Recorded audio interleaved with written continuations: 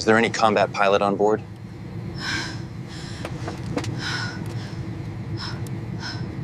Five military attack drones surrounded Flight 847 at 38,000 feet, preparing to destroy the passenger jet and everyone inside.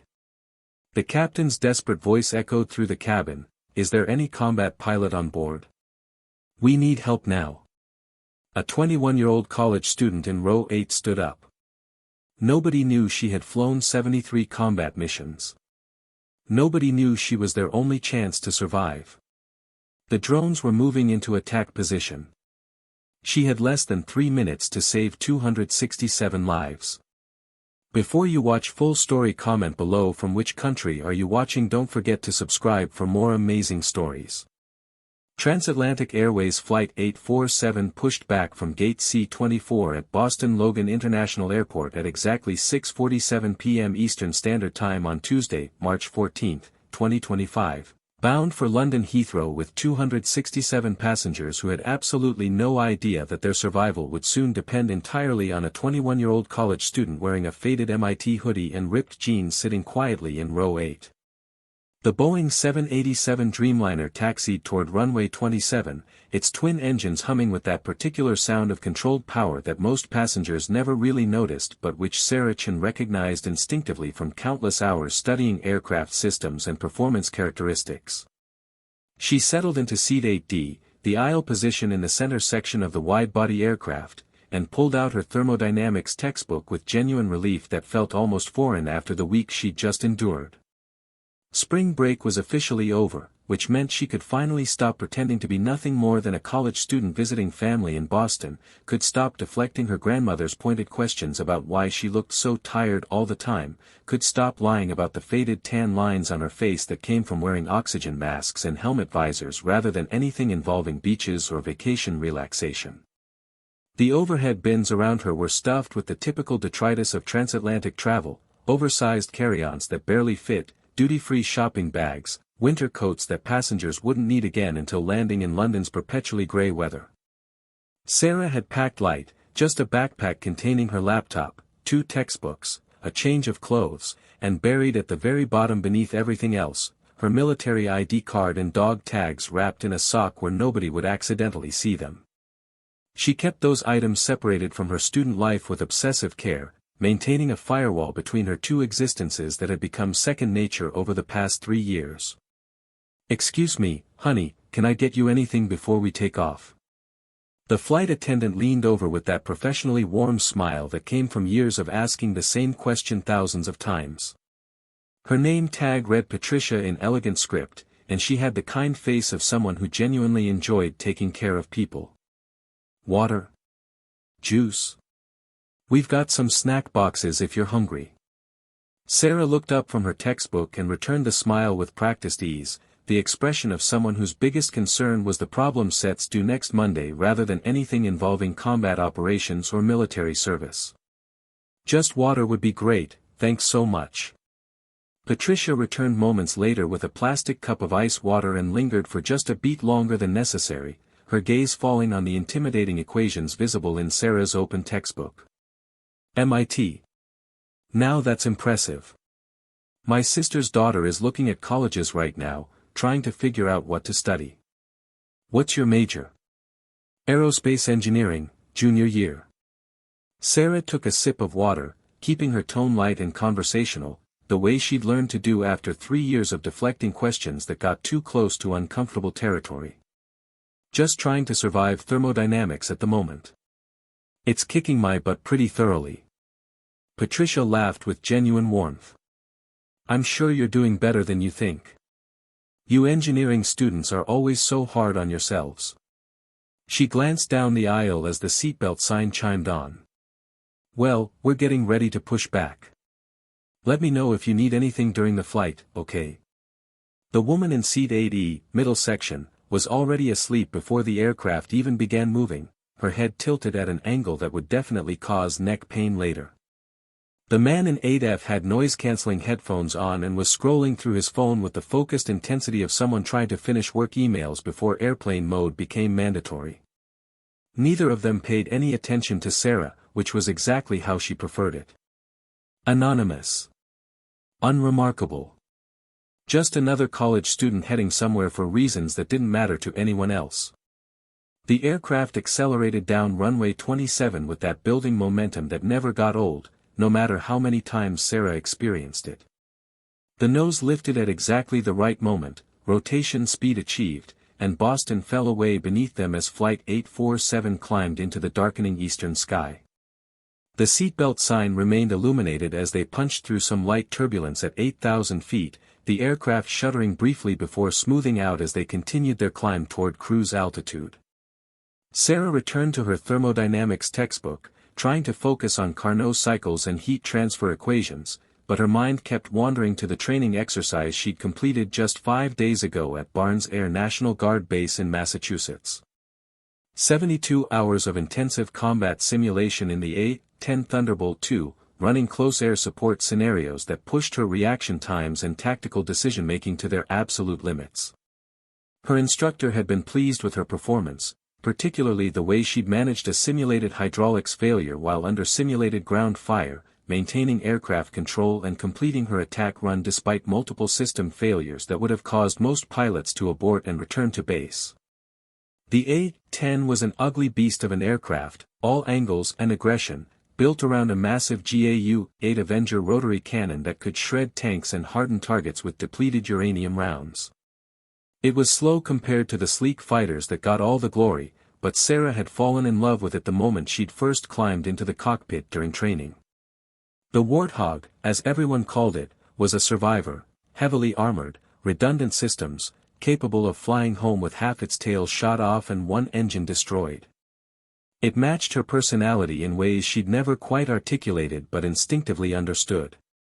Her 2 deployment rotations had been to undisclosed locations that she wasn't permitted to discuss with anyone lacking proper security clearance, which meant she couldn't tell her family, couldn't tell her friends, couldn't mention to her professors why she'd occasionally miss a few days of classes for medical appointments, that were actually combat missions over hostile territory where people with surface-to-air missiles actively tried to kill her.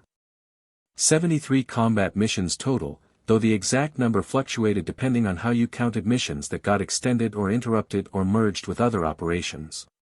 She'd provided close air support for ground troops in contact with enemy forces, had destroyed enemy armor and fortified positions, had felt the aircraft shudder as rounds impacted the titanium bathtub protecting her cockpit, had brought her damaged Warthog home on occasions when the mission had gone sideways in ways that still occasionally woke her up at 3 in the morning. Nobody at MIT knew any of this. Not her roommate, not her study group partners, not her professors, not the teaching assistants who graded her problem sets. She was just Sarah Chen, aerospace engineering student, someone who worked hard and got good grades and occasionally seemed tired or distracted but who didn't. That describe most MIT students anyway. The university attracted overachievers who pushed themselves relentlessly, so blending in just required matching that baseline intensity without exceeding it enough to invite questions. The maintenance of her dual identity had become almost theatrical in its precision. She kept separate email accounts, separate phone numbers, separate social media profiles that never overlapped. Her military friends knew her as Lieutenant Chen, called her Athena, because of her call sign, understood that she flew the Warthog and had combat time and could drink them under the table when they hit the bars near base. Her college friends knew her as Sarah, called her Chen, because somehow that had become her nickname freshman year, understood that she studied hard and occasionally disappeared for weekends without much explanation, but who cared because everyone at MIT was weird about something. Flight 847 reached its cruise altitude of 38,000 feet at approximately 7:43 p.m., the engine settling into that steady drone that would continue for the next 6.5 hours until they began their descent into London. The seatbelt sign chimed off, and passengers immediately began the familiar rituals of long-haul flights, trips to the bathroom, rummaging through bags for books or tablets, reclining seats that precious few inches that somehow made all the difference for comfort. Patricia and 2 other flight attendants began their first service run, working their way down the aisles with the beverage cart and snack basket. Sarah accepted a ginger ale and a bag of pretzels, exchanging pleasantries about the weather in London and whether she was traveling for school or pleasure. Just heading to visit a friend who's studying abroad this semester, she lied smoothly, because the truth, that she was attending a 3-day NATO aviation conference where she'd been invited to present tactical lessons learned from her combat deployments, wasn't something she could discuss with flight attendants or anyone else aboard this aircraft.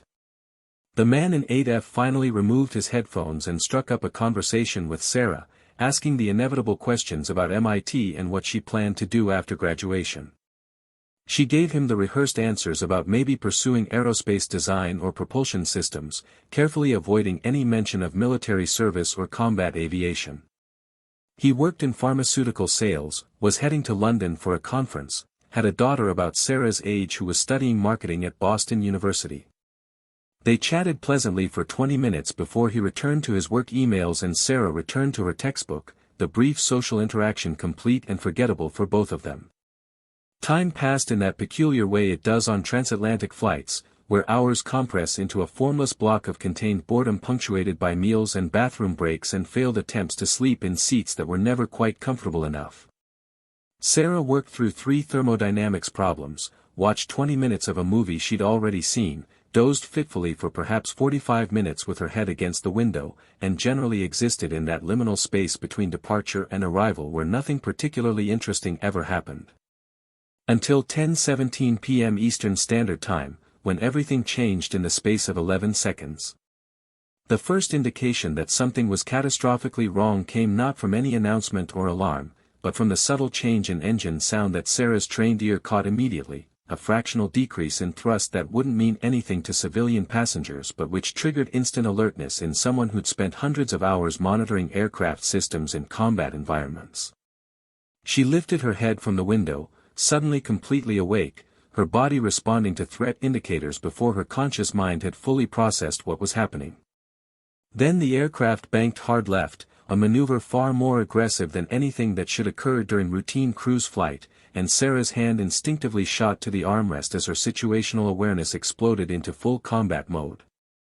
The seatbelt sign chimed on with urgent insistence, and Captain Mitchell's voice came over the intercom with a tone that made Sarah's blood run cold because she recognized it instantly, the barely controlled fear of a pilot facing a situation completely outside his training and experience. "Ladies and gentlemen, this is Captain Mitchell. Return to your seats immediately and fasten your seatbelts. We have unidentified aircraft in our vicinity. Please remain calm and follow all crew instructions." The cabin erupted into confused murmuring that rapidly escalated toward panic. Passengers craned their necks to lookout windows, trying to see what the captain was talking about.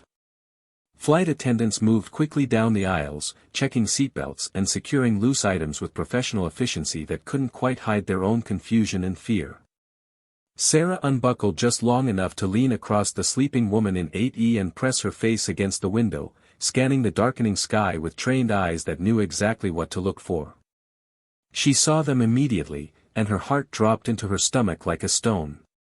3 unmanned combat aerial vehicles flying in tight formation off the port wing, perhaps 200 meters away, clearly visible against the last traces of sunset on the western horizon. These weren't commercial drones or hobbyist equipment, these were military-grade UCAVs with sleek, aggressive profiles that screamed weapons capability and hostile intent.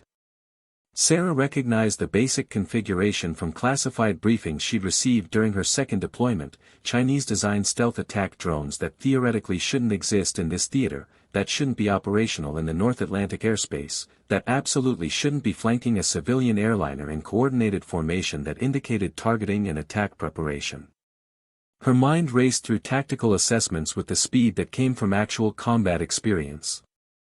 The drones were positioned in a standard hunter-killer pattern, maintaining precise formation discipline that required sophisticated flight control systems and coordination protocols. Their positioning relative to the 787 gave them optimal attack angles against the aircraft's most vulnerable points, engines, fuel tanks, control surfaces.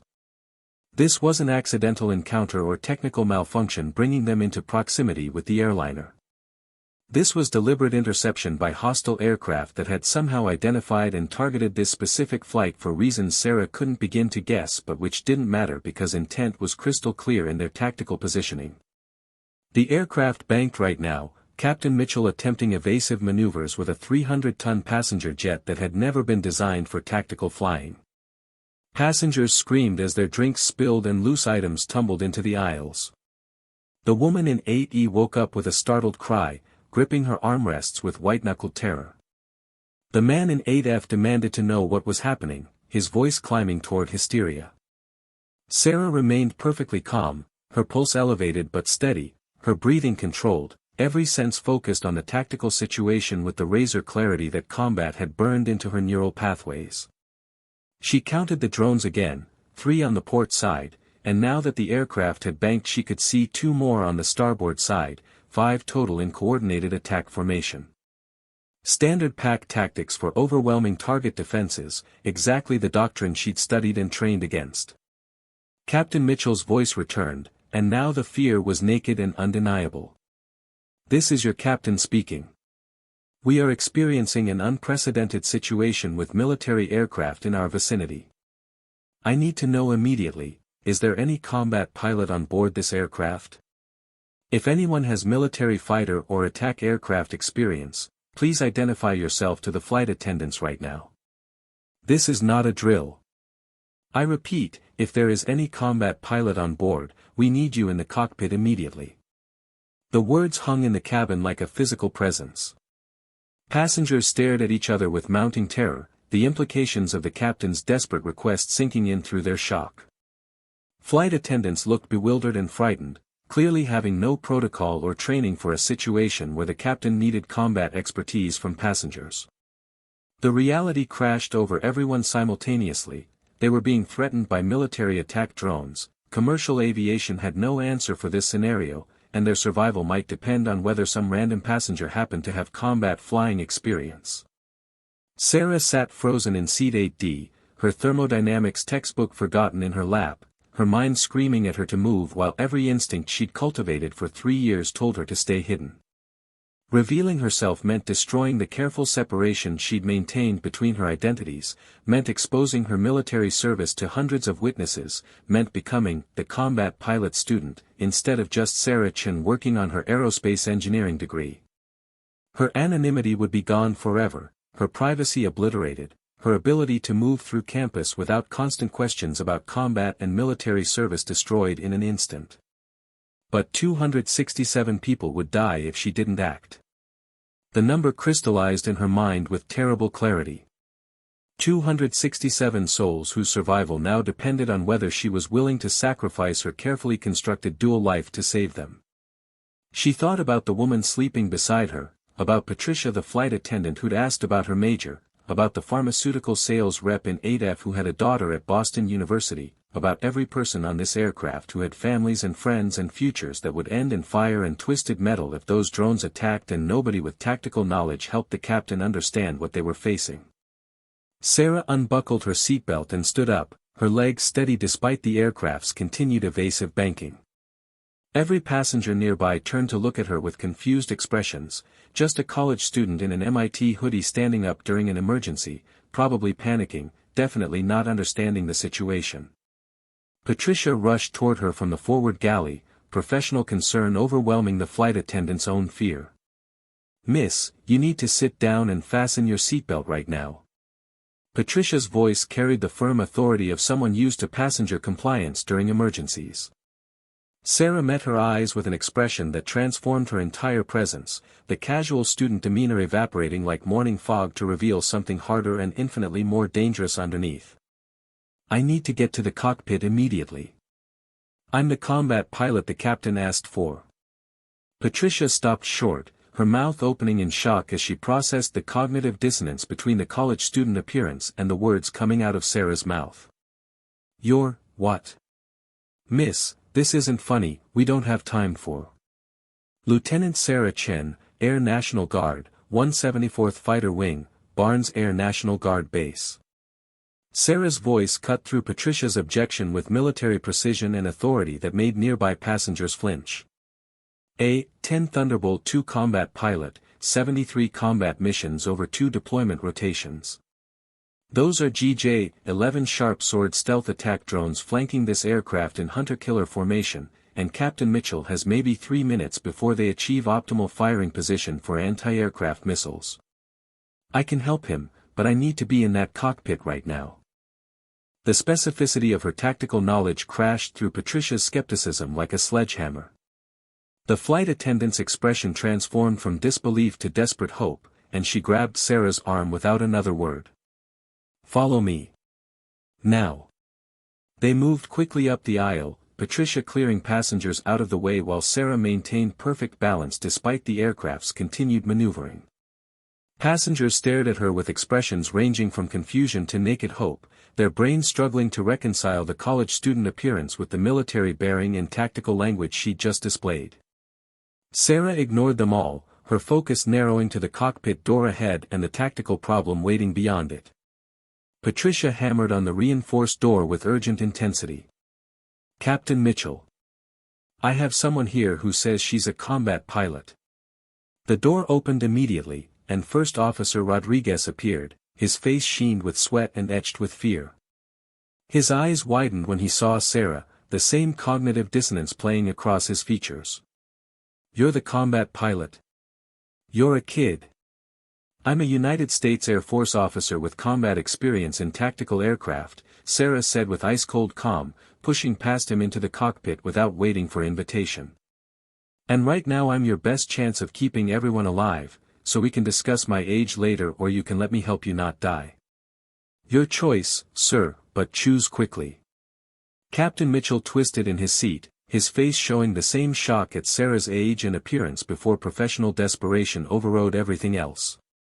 He was perhaps 50 years old, silver-haired and experienced, clearly a pilot who'd logged tens of thousands of flight hours in commercial aviation but who was now facing a situation completely beyond anything his training had prepared him for. Jesus Christ. Okay. Yes. Get in here. What are we dealing with? Sarah moved to stand between the two pilot seats, her eyes scanning the instrument panel and heads-up display with practiced efficiency before looking out the cockpit windows at the tactical situation developing around them. The drones were clearly visible now, maintaining formation with mechanical precision that no human pilot could match, their dark profiles menacing against the twilight sky. She assessed angles, distances, relative velocities, attack vectors, tactical options, all the variables she'd learned to process instantly during combat operations when hesitation meant death. GJ-11 Sharp Sword unmanned combat aerial vehicles, Chinese design, shouldn't be operational in this theater. Sarah's voice remained absolutely calm, combat veteran delivering tactical assessment to her commander. 5 total, 3 port side, 2 starboard, hunter-killer pack formation. They're maintaining 200 meters separation and matching your speed and altitude, which means they're in assessment phase before transitioning to attack. They've got air-to-air missile capability, probably PL-15 or export equivalent, and their positioning indicates they're preparing for coordinated strike from multiple vectors. Captain Mitchell stared at her like she'd just started speaking ancient Greek. "How the hell do you know all that?" "Because I've been briefed on these systems during deployment rotations, and I've flown combat missions against hostile unmanned aircraft using similar tactics." Sarah pointed at the drone formation on the port side. "See how they're staggered vertically? That's textbook pack doctrine, high, middle, low coverage to deny evasion vectors. They're boxing you in before they attack." Rodriguez keyed his radio with shaking hands. "Boston Center, Transatlantic 847, we have military aircraft in formation with us, requesting immediate assistance, over." The response came back with professional calm that barely concealed alarm. "Transatlantic 847, Boston Center confirms we are tracking unidentified aircraft in your vicinity. Military assets are scrambling from Otis Air National Guard Base, estimate 10 minutes to intercept. Can you maintain current course?" 10 minutes, Mitchell repeated flatly, and Sarah could hear the death sentence in his voice. He understood what she'd already calculated, they didn't have 10 minutes before the drones transition from assessment to attack. Sarah made her decision in the space of a heartbeat, committing fully to the tactical problem with the same absolute focus that had kept her alive through 73 combat missions. "Captain Mitchell, with your permission, I'd like to coordinate tactical response until military assets arrive. I can anticipate drone behavior and recommend defensive maneuvers based on my combat experience." Mitchell looked at her for 3 seconds that stretched into eternity, his expression showing clearly that he was betting 267 lives on a college student who claimed to be a combat pilot. Then he nodded once, sharp and final. "Do it. Rodriguez, give her your headset. Lieutenant Chen, you have tactical command for defensive maneuvers." Sarah pulled the co-pilot's headset on, adjusting the mic as Rodriguez vacated his seat with obvious relief at having someone else take responsibility. She slid into the right seat, her hands moving across controls and displays with the confidence of thousands of flight hours, her tactical brain spinning up to full combat awareness. Through the cockpit windows, she watched the drones adjust their formation slightly, tightening the box, preparing for the kill. Boston Center, this is Lieutenant Sarah Chen, United States Air Force, Air National Guard, currently aboard Transatlantic 847. Her voice carried across the radio frequency with military crispness and authority. "I am a combat-qualified A-10 pilot with hostile UCAV experience. Requesting direct communication with inbound military assets for tactical coordination, over." A pause, then a different voice came back, harder and more focused. "Lieutenant Chen, this is Huntress on guard frequency. Confirm you are military air crew aboard the civilian aircraft?" "Affirm, Huntress. 73 combat missions, 2 deployment rotations, current with 8-10 close air support operations. I have eyes on 5 GJ-11 Sharp Sword UCAVs in hunter-killer formation. They are preparing attack sequence. Requesting tactical guidance and ETA for friendly fighters, over." "Copy all, Lieutenant Chen. Viper flight of 2 F-16s launching from Otis now, estimate 8 minutes to your position. Call sign Viper lead. Be advised, this is the first confirmed hostile drone intercept in North Atlantic airspace. You are cleared to coordinate civilian aircraft defensive maneuvers at your discretion. Viper lead will contact you directly on this frequency. Good luck, Lieutenant." Sarah's hands moved across the flight controls with practiced efficiency, her eyes never leaving the drone formation. "Captain Mitchell, I need you to trust me completely for the next 8 minutes. These drones are predictable because they're following programmed attack doctrine. I can anticipate their moves, but you have to execute maneuvers exactly when I call them, no hesitation. Understood?" Mitchell's hands gripped the control yoke with white-knuckled intensity. "Understood. You call it, I'll fly it." The lead drone on the port side suddenly accelerated forward, breaking formation to move ahead of the 787's nose. Sarah recognized the maneuver instantly, establishing firing position ahead of the target to launch missiles into the aircraft's forward aspect where the cockpit and critical systems were most vulnerable. Her combat instincts screamed the appropriate response. "Hard right turn, 30 degrees bank, now." Mitchell threw the aircraft into the turn without hesitation, and Sarah felt the massive airliner respond with ponderous grace that was nothing like the aggressive maneuverability of the Warthog but which was enough to deny the drone its optimal firing solution. Passengers screamed as the aircraft banked hard, unsecured items tumbling through the cabin, but they were alive and that was what mattered. The drones reacted immediately, adjusting their formation to maintain tactical advantage. Sarah watched their movements with the focused intensity of a predator, her combat experience translating their mechanical precision into predictable patterns she could exploit. They were following programmed doctrine, which meant they had limitations, reaction time delays, predetermined decision trees, vulnerabilities that human creativity could exploit. "Level out, steady, they're repositioning starboard side. Stand by for another turn." Her voice remained absolutely calm, delivering tactical commands with the same tone she'd used dozens of times in combat when ground troops were depending on her to keep them alive. Captain Mitchell flew the aircraft with impressive precision despite his obvious terror, executing her commands exactly as called, trusting this 21-year-old student with every life aboard his aircraft. The radio crackled with new frequency. "Transatlantic 847, this is Viper lead, flight of 2 F-16s inbound to your position. Lieutenant Chen, are you the combat pilot coordinating defense?" Relief flooded through Sarah's chest like physical warmth. "Affirm, Viper lead. Lieutenant Sarah Chen, A-10 driver out of Barnes Air National Guard Base. Currently have 5 GJ-11 sharp swords in hunter-killer pack around civilian aircraft. They're in pre-attack assessment, haven't transitioned to weapons employment yet. Your ETA. 6 minutes out. Chen, confirm you're Athena from the 174th.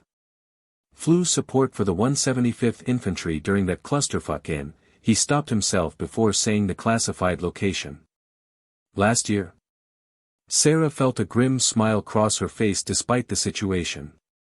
The fighter pilot community was small enough that reputations traveled fast, and apparently her call sign and combat performance had made the rounds. That's a firm, Viper lead. Good to hear friendly voices. Likewise. We're coming in hot, weapons authorized for hostile UCAVs threatening civilian aircraft. Can you provide tactical assessment? Sarah's mind raced through everything she knew about the GJ-11 platform from classified briefings and tactical intelligence reports. They're running standard pack doctrine, boxing the target to deny evasion before transitioning to attack. They've got PL-15 equivalent missiles, probably 4 per aircraft, 20 total missiles if they all commit. The 787 has no countermeasures and can't outmaneuver missiles even if we see them coming.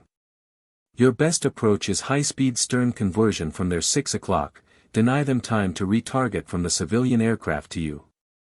They've got limited rear aspect sensor coverage. Copy tactical. Athena, you've got a good combat brain.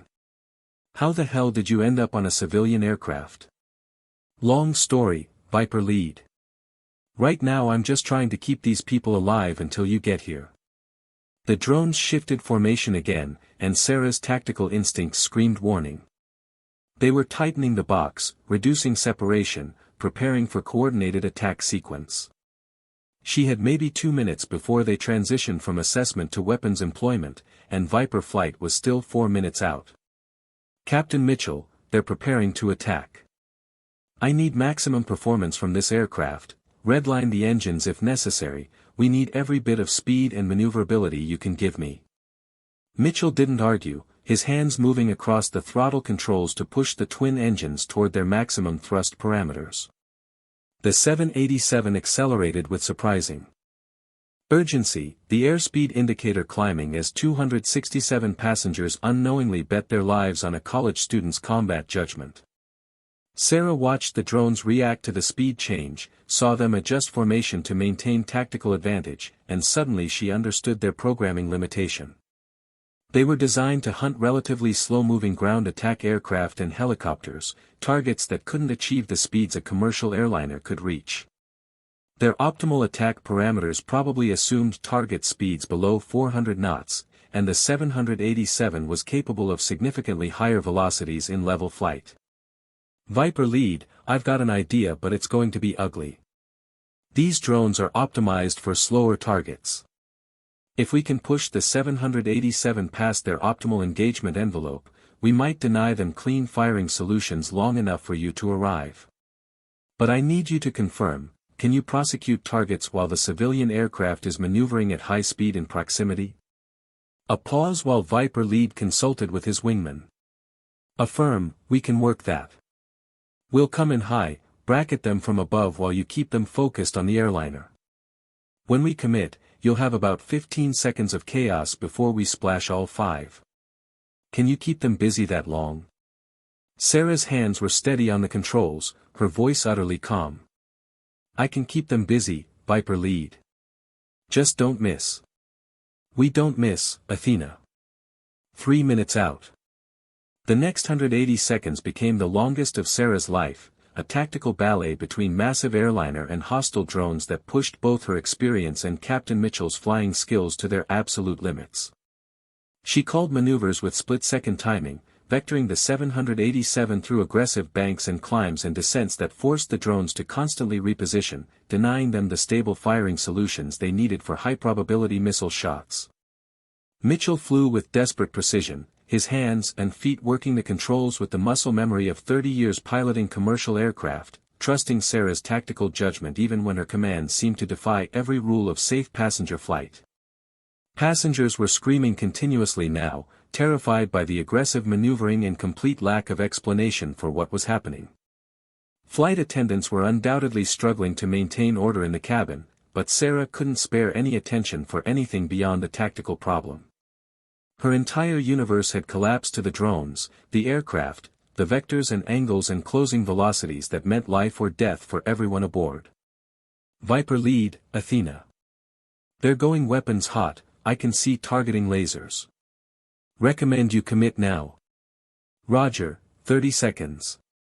Hold them steady.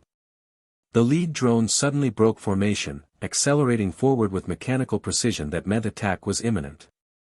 Sarah saw missile bay doors opening, saw the drone achieving firing position, and knew with absolute certainty that she was out of time and tactical options.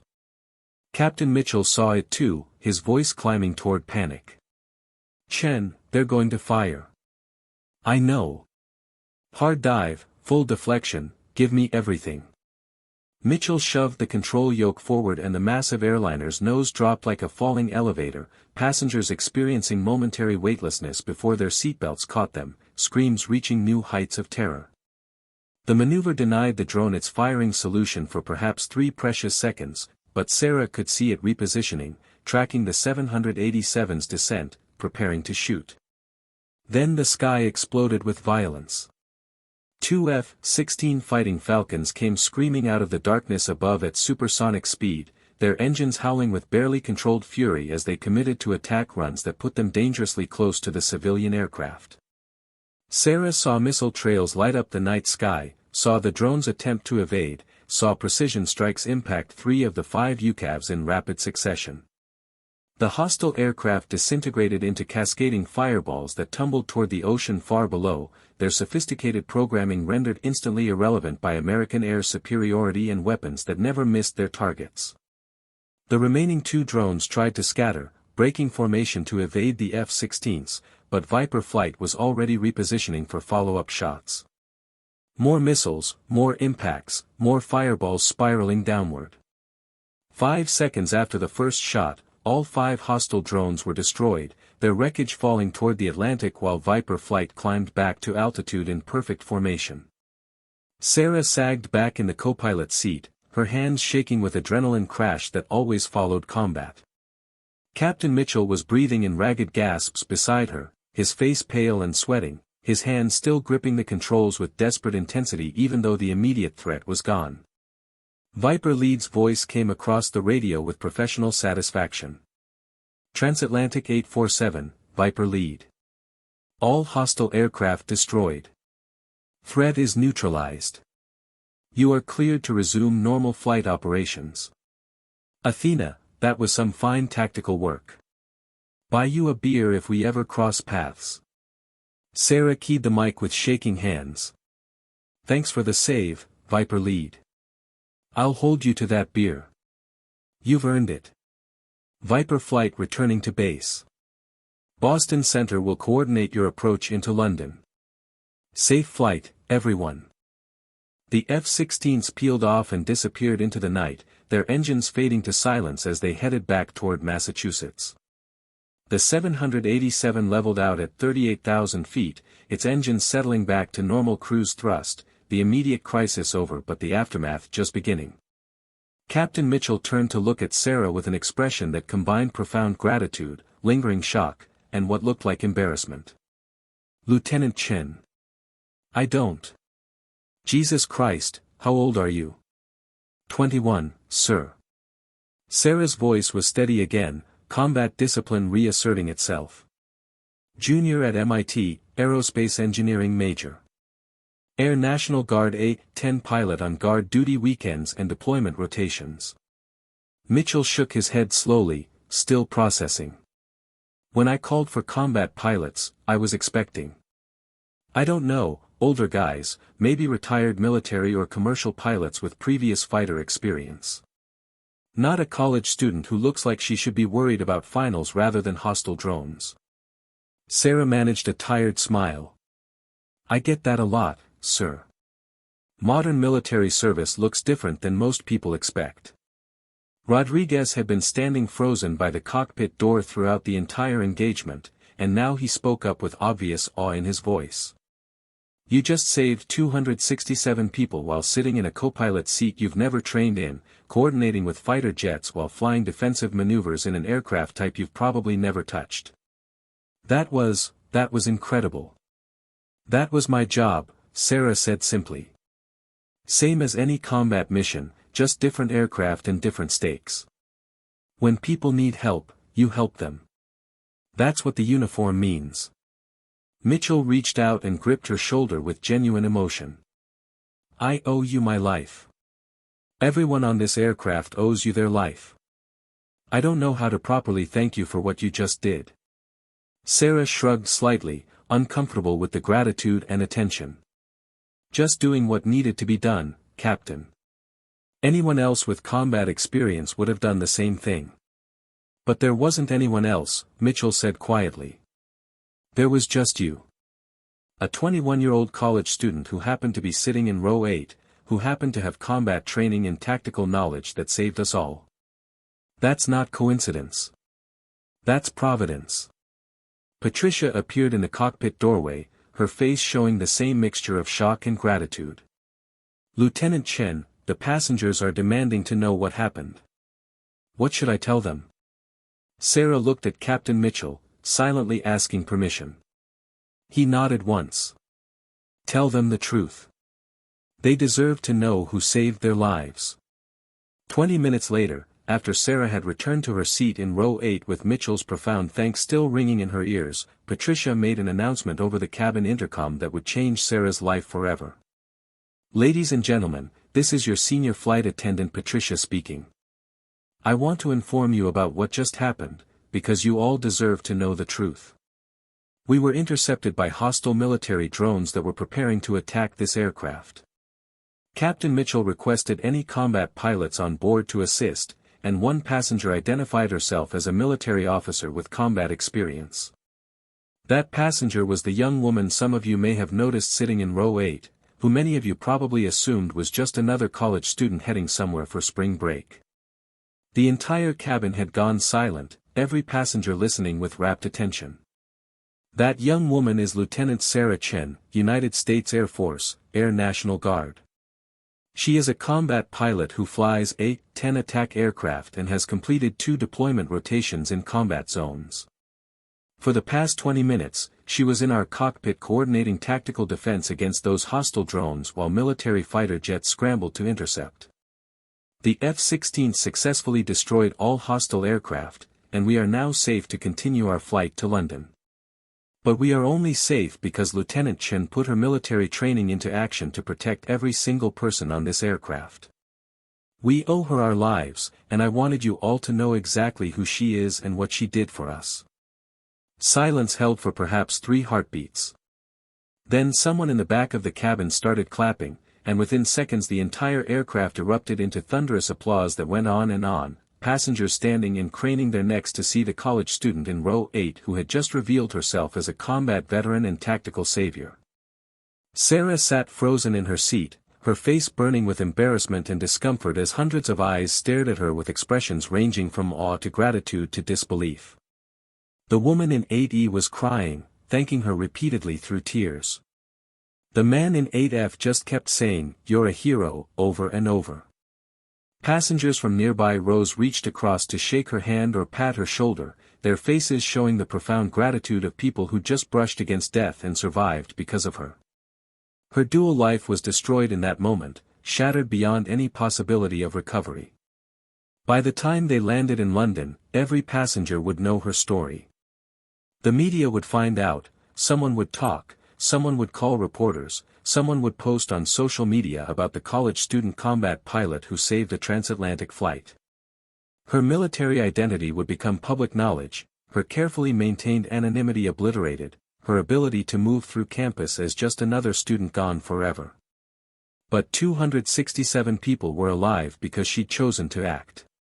And somehow, sitting there in row 8 with her thermodynamics textbook forgotten and passengers treating her like some kind of hero, Sarah discovered that the price of exposure was one she could live with after all. The rest of the flight was surreal in ways that transcended her combat deployments.